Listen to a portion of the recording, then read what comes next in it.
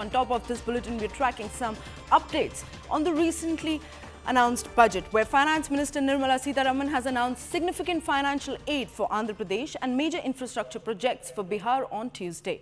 Now, the budget's generous allocations to the two states have ignited a political debate. Leader of opposition Rahul Gandhi has slammed Finance Minister, saying it was aimed at appeasing the BJP's allies. Now, in protest, Congress CMs will be boycotting the Niti Aayog meeting scheduled for the 27th of July. India Bloc MPs have now also decided to protest in the parliament today in the backdrop of the union budget, which they have called a discriminatory. Now, other Congress leaders also claimed the budget was copied from their Lok Sabha manifesto. Meanwhile, MPs from both the sides are expected to participate in discussion on budget today. Both houses have been allocated 20 hours each for discussion. Two tax exemption regimes. The two tax exemption regimes for charities are proposed to be merged into one. The 5% TDS rate on many payments is being merged into the 2% TDS rate, and the 20% TDS rate on repurchase of units by mutual funds or UTI is being withdrawn. TDS rate on e-commerce operators is proposed to be reduced from 1 to 0.1%. Moreover, credit of TCS is proposed to be given in the TDS to be deducted on salary. Further, I propose to decriminalize delay TDS up to the due date of filing statement for the same. I also plan to provide a standard operating procedure for TDS defaults and simplify and rationalize the compounding guidelines for such defaults.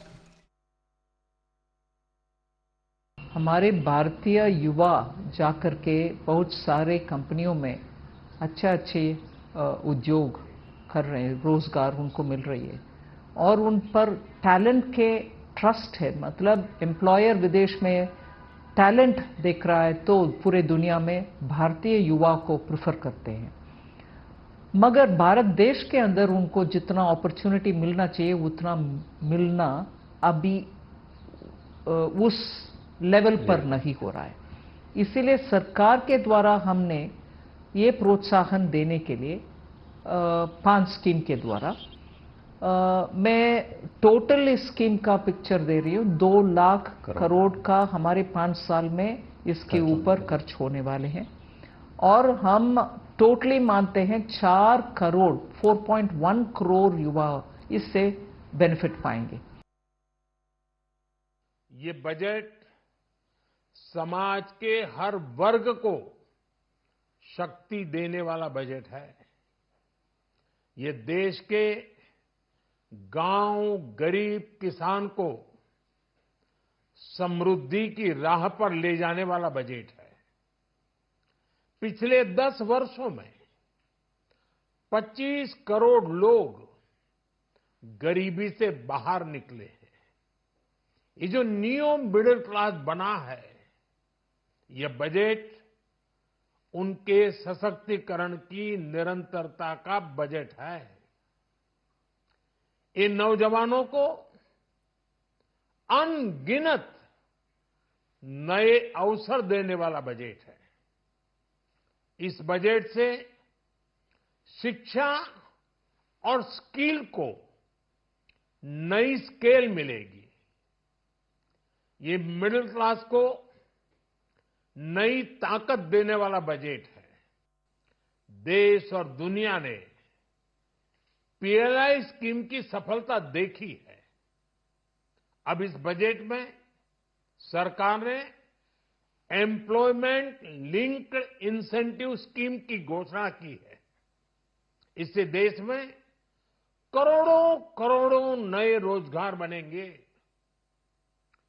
इस योजना के तहत जीवन में पहली नौकरी पाने वाले युवा की पहली तनख्वाह हमारी सरकार देगी।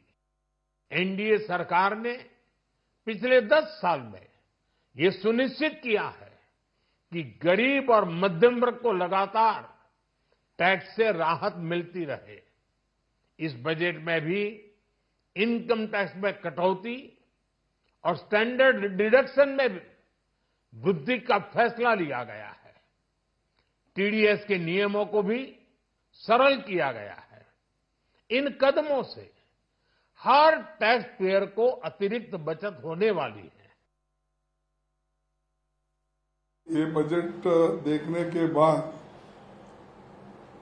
ऐसा लगा कि उन्होंने दो मित्रों को खुश करने को छोड़ के दूसरे किसी को भी 140 करोड़ जनता को उन्होंने अलग रखा और दो मित्रों को उन्होंने साथ लेकर कुर्सी बचाने का काम किया है।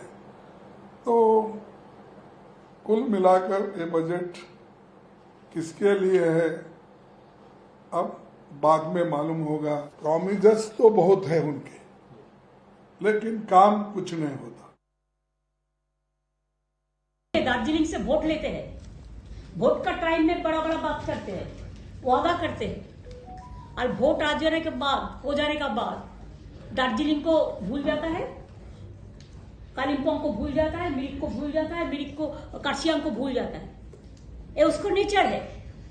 एक तो दार्जिलिंग का पहाड़ी भाई बहनों को इसको याद रखना चाहिए।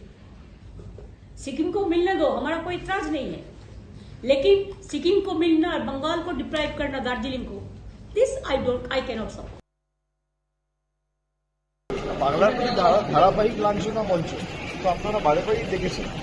এই নিয়ে বিশদে কালকে আমার হাউসে যা বলার বলবো, আমি আলাদা করে কিছু বলছি না, দলের তরফ থেকে যা বলার বলা হবে। এই বাজেট সম্পূর্ণ ব্যর্থ budget, budget with zero guarantee, zero warranty. Sir, how do you see the budget allocation, sir? Nothing much for Karnataka or Bangalore? See, I had lot of hopes on Nirmala Sitaraman and the Prime Minister, because India is seen through Bangalore.